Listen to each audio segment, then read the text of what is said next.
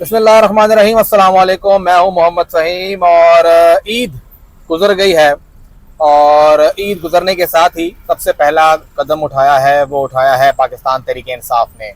हमने देखा है कि मलाकंड से एक आवाज़ उठी है और जुनैद अकबर साहब जो कि साबिक़ रुकन कौमी असम्बली हैं, जिन्होंने बिलावल भुट्टो ज़रदारी को आम इंतखाबात में शिकस्त दी थी, उन्होंने और शकील साहब जो कि साबिक़ सूबाई वज़ीर माल हैं, उन्होंने अलम बगावत बुलंद किया है और एक हुजरा था उनका, वहाँ पे तमाम पीटीआई कारकुनान इकट्ठे हुए हैं।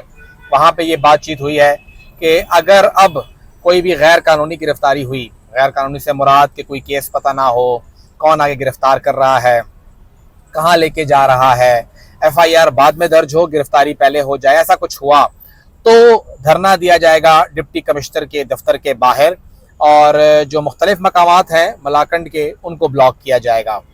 साथ ही ये बात अब सामने आई है बाजौड़ में भी कुछ ऐसा ही एहतजाज किया जाएगा और वहाँ पर भी लोगों ने एहतजाज करने का ऐलान कर दिया है कि अगर वहाँ पे कोई गिरफ्तारी होती है तो हम ऐसे ही सामने आएंगे। रेजिस्टेंस जो है उसको जोर दिया जा रहा है। साथ ही देखा जाए तो पाकिस्तान तहरीक इंसाफ ने पूरे सूबे में झंडा लगाओ मुहिम शुरू कर दी है। हर एक वर्कर ने घर पे झंडा लगाना है। कोहाट से एक पीटीआई के वर्कर थे, शायर भी थे, उन्होंने घर पे झंडा लगाया था, उस पर उन्हें गिरफ्तार किया गया था। काफ़ी अच्छे शेर लिखे थे उन्होंने। वो काफ़ी एक डाई हार्ट वर्कर थे पीटीआई के, उनको गिरफ्तार भी किया गया था।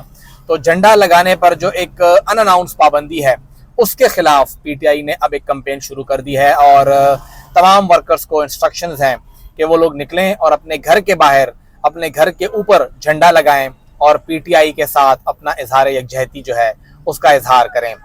यकजहती का इजहार भी करेंगे, अनाउंस भी करेंगे कि वो पीटीआई के साथ हैं और पीटीआई के वर्कर हैं। तो ये एक पीटीआई ने दोबारा से आप कह लें कि मोबिलाइजेशन कैंपेन शुरू कर दी है अपने वर्कर्स के लिए, खैबर पख्तूनख्वा में स्पेशली, क्योंकि खैबर पख्तूनख्वा में अभी भी उन्हें ये उम्मीद है कि यहाँ पे गढ़ है। देखा जाए तो पंजाब में बहुत से पीटीआई के जो रहनुमा हैं वो अब खैबर पख्तूनख्वा से उम्मीद लगाए हुए हैं कि खैबर पख्तूनख्वा उनको कोई ब्रीथिंग स्पेस देगा, ऑक्सीजन मिलेगी तो पंजाब में भी शायद कोई दमखम नजर आए। अदरवाइज उन्हें कोई खास उम्मीद नहीं है अब पंजाब से, खैबर पख्तूनख्वा से उनको उम्मीद है। अब ये नहीं कि दूसरी साइड खामोश है। जब एक साइड इतनी कैंपेन चला रही है, इतनी मुहिम चला रही है, तो दूसरी साइड ने भी अपनी जो कार्रवाई है वो पूरी कर ली है, पूरा होमवर्क हो गया उनका।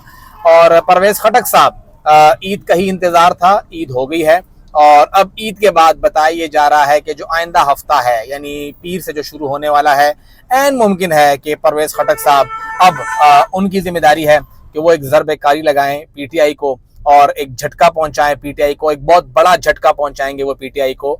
बताया ये जा रहा है कि ऐन मुमकिन है कि अगले हफ्ते वो एक प्रेस कॉन्फ्रेंस करें और अपनी पार्टी की अनाउंसमेंट वो करें।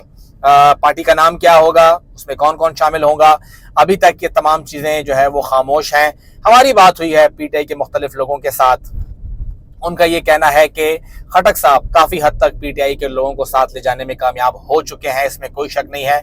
बहुत बड़े बड़े नाम भी उनके साथ होंगे। पीटीआई के जो बिल्कुल डे वन से कुछ उनके वर्कर थे जो शुरू से उनके साथ थे, वो भी उसमें शामिल हैं, उनको भी खटक साहब अपने साथ मिलाने में कामयाब हो चुके हैं। उनका ताल्लुक पेशावर वैली से भी होगा, मलाकंड से बहुत बड़ी तादाद उनके साथ होगी और जनूबी अजला से भी लोग उनके साथ होंगे और कुछ लोग उनके साथ हज़ारा से भी शामिल होंगे।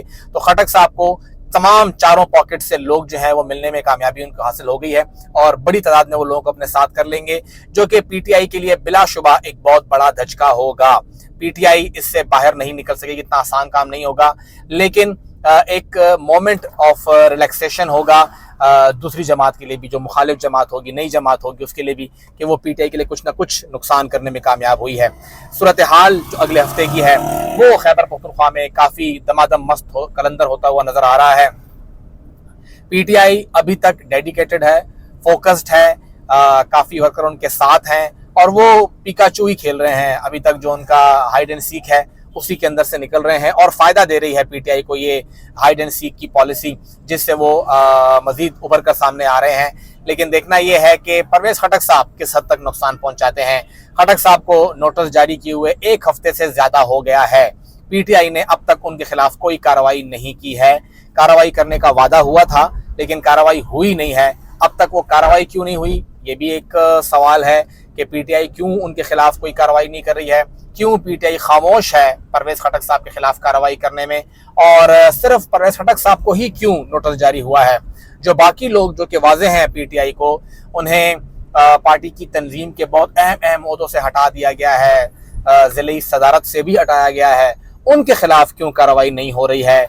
कुछ लोग ऐसे भी थे जो शायद पीटीआई के अंदर उनको नुकसान हो रहा था, पीटीआई के साथ रहते हुए उनको फ़ायदा नहीं मिल रहा था, लेकिन उन्होंने काफ़ी गेन किया है इस सूरत हाल के अंदर और काफ़ी वो करीब हो गए हैं इमरान खान के साथ। लेकिन जो हमारी इत्तलात हैं, खटक साहब अब तक 30 से 35 लोगों को साथ मिलाने में कामयाब हो चुके हैं। ये तमाम साबिक पार्लियामेंटेरियंस हैं, उम्मीदवार नहीं, मेंबर पार्लियामेंट होंगे, जो साबिक MPs हों, साबिक MNAs हों, इन दोनों के अंदर वो होंगे। तो कुछ तो उनके घर के ही हैं, 8-10 तो वो घर से पूरे हो जाते हैं। इमरान खान साहब ने भी कोई कसर नहीं छोड़ी थी खटक साहब को नवाजने में, उनके बेटे को, उनके दामाद को, उनके भाई को, उनकी भाभी को, तो सारे के सारे तो घर से ही वो पूरे हो गए थे। तो अगर वो लोग भी चले जाएं तो अच्छी खासी पार्टी तो भी बनती है, लेकिन ये बाकी तमाम लोग भी उनके साथ हैं। तो एक बड़ी तादाद में लोगों का पीटीआई छोड़ना ये एक डबल एज सॉर्ड होगा। एक जानिब तो ये है कि पीटीआई को नुकसान होगा कि बहुत से लोग चले गए, लेकिन दूसरी जानिब पीटीआई को फायदा होगा कि उनके बहुत से वर्कर्स को मौका मिलेगा कि वो दोबारा से पीटीआई के अंदर उभर के सामने आए और उनको मौका मिले जो कि नाराज थे कि क्या नौशहरा से हमें टिकट नहीं मिल सकता। 2018 में बहुत से गिले शिकवे सामने आए थे पीटीआई वर्कर की जानिब से कि क्या आपको नौशहरा में सिर्फ खटक का खानदान मिला है कि उसका एक बेटा मेयर होगा, दूसरा बेटा MPA होगा, दूसरा भाई MPA होगा, दामाद जो है वो MNA होगा, भाभी जो है वो MNA होगी, तो क्यों वहां से बात नहीं निकल रही। तो अब उनको मौका मिलेगा कि वो सामने आए। शायद वो बहुत बड़ी कामयाबी हासिल ना कर सके, लेकिन एटलीस्ट पीटीआई को अपने वर्कर को साथ मिलाने का एक बेहतरीन मौका होगा।